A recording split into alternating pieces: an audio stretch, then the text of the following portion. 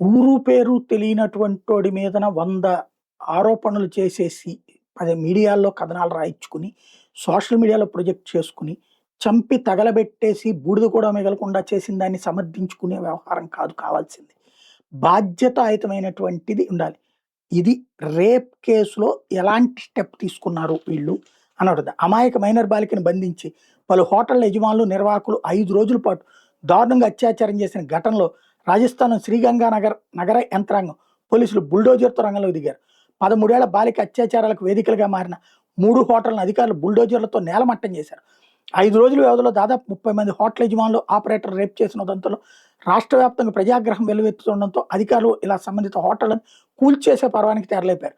Gang rape ఘటనలో 30 మంది మీద కేసు నమోదు చేయగా ఇప్పటిదాకా 14 మందిని అరెస్ట్ చేశారు. హోటల్‌ను సక్రమంగా నిర్వహించకపోవడం, అక్రమంగా నిర్మించడం, భవనాల నిర్మాణాల నిబంధనలు అతిక్రమించిన సెక్షన్ల కింద 3 హోటళ్లను కూల్చేశామని శ్రీగంగానగర్ నగరపాలిక అధికారులు తెలిపారు. హోటల్ కొన్గర్, జోయిన్, హోటల్ సఫైర్‌లని కూల్చేటప్పుడు ముందు జాగ్రత్తగా ఆ ప్రాంతాల పెద్ద ఎత్తున పోలీసులు మోహరించారు.